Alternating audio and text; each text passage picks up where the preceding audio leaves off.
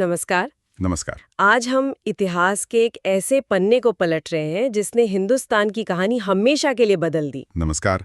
हाँ, बात हो रही है 1757 के प्लासी की युद्ध की। एक ऐसी लड़ाई जो कहते हैं मैदान पर उतनी नहीं लड़ी गई जितनी पर्दे के पीछे। बिल्कुल। ये सिर्फ एक लड़ाई नहीं थी, मतलब ये वो घटना थी जिसने भारत में ब्रिटिश राज की नींव डाल दी।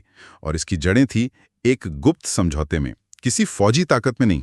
लेकिन ये बात थोड़ी हैरान करती है ना कि एक private company, east India company, जो यहाँ व्यापार करने आई थी, हाँ, वो कैसे एक इतने बड़े स्थापित नवाब को हरा सकती है। देखिए, समझना होगा कि तब तक ईस्ट इंडिया कंपनी सिर्फ व्यापारी नहीं रह गई थी। वो बंगाल में अब एक तरह से अपनी समानांतर सत्ता चला रहे थे। मतलब किले बना रहे थे, अपनी फौज रख रहे थे, और जो स्थानीय नवाब के नियम थे उनकी परवाह नहीं कर रहे थे। और दूसरी तरफ थे बंगाल के नवाब सिराजुद्दौला। जी काफी युवा थे वो। जी, और वो कंपनी की इस बढ़ती ताकत को जाहिर है अपने लिए खतरा मानते थे। तो टकराव तो होना ही था। हाँ, कंपनी अपने व्यापारिक अधिकारों का गलत इस्तेमाल कर रही थी, नवाब के खजाने को नुकसान पहुंचा रही थी। फिर उन्होंने बिना पूछे कलकत्ता की किलेबंदी भी शुरू कर दी। अच्छा, और इसी के जवाब में फिर नवाब ने कलकत्ता पर हमला किया। जी हाँ, और उसी दौरान वो कुख्यात ब्लैक होल घटना हुई।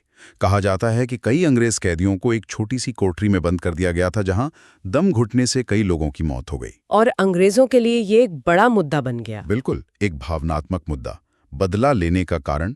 माहौल एकदम बिगड़ चुका था। यहीं रॉबर्ट क्लाइव ने, जो कंपनी की सेना को लीड कर रहे थे, सीधी लड़ाई के बजाय दूसरा रास्ता चुना। और वो रास्ता था धोखा। एक तरह से 23 जून 1757, प्लासी का मैदान। देखिए, नवाब के पास करीब 50,000 सैनिक थे और क्लाइव के पास महज 3,000। हाँ, लगभग। तो कागज पर तो कोई मुकाबला ही नहीं था। फिर लेकिन क्लाइव का असली हथियार तोपें नहीं थी, वो था एक गुप्त समझौता। किसके साथ? नवाब के ही एक खास सेनापति मीर जाफर के साथ। मीर जाफर। अच्छा, क्या समझौता था? सौदा सीधा था। लड़ाई के वक्त मीर जाफर अपनी सेना की बड़ी टुकड़ी को लेकर चुपचाप खड़े रहेंगे, लड़ेंगे नहीं। और बदले में जीत के बाद कंपनी मीर जाफर को बंगाल का नया नवाब बना देगी। ओह, तो जीत तो लड़ाई से पहले ही तय थी। बिल्कुल। जब लड़ाई शुरू हुई, मीर जाफर की सेना का बड़ा हिस्सा बस तमाशा देखता रहा। जो नवाब के वफादार सैनिक थे वो हैरान रह गए, उनमें भगदड़ मच गई। और वो हार गए। हाँ, आसानी से हार गए। सिराजुद्दौला पकड़े गए और बाद में उन्हें मार दिया गया। और मीर जाफर, क्या उन्हें नवाब बनाया गया? हाँ, बनाया गया, लेकिन वो बस नाम के नवाब थे, एक कठपुतली। असली कंट्रोल तो अब पूरी तरह से ईस्ट इंडिया कंपनी के हाथ में आ गया था। इस एक जीत का इतना बड़ा असर कैसे हुआ? ये सिर्फ बंगाल की बात थी ना? हाँ, लेकिन बंगाल उस समय भारत का सबसे अमीर सूबा था। इस जीत में कंपनी को बंगाल के असीमित संसाधनों पर कंट्रोल दे दिया।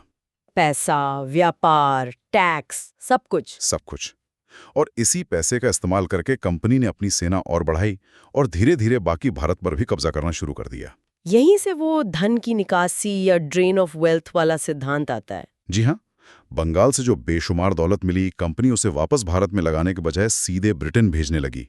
और इस पैसे ने ब्रिटेन में औद्योगिक क्रांति को मदद की। हाँ, कह सकते हैं कि इसने ब्रिटेन में निवेश के लिए पूंजी मुहैया कराई, जिसने इंडस्ट्रियल रेवोल्यूशन को रफ्तार दी, जबकि भारत की अपनी अर्थव्यवस्था धीरे धीरे कमजोर होती गई। तो प्लासी सिर्फ एक लड़ाई नहीं थी, ये एक पूरी प्रक्रिया की शुरुआत थी। बिल्कुल। अगले 100 साल तक कंपनी का राज चलता रहा, फैलता रहा।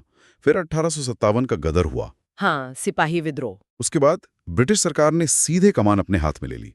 1858 में ब्रिटिश राज की औपचारिक शुरुआत हुई, लेकिन उसकी नींव वो प्लासी में ही रखी गई थी। तो ये कहानी सिर्फ इतिहास नहीं है, इसमें एक सबक भी है, एक चेतावनी। सही कहा।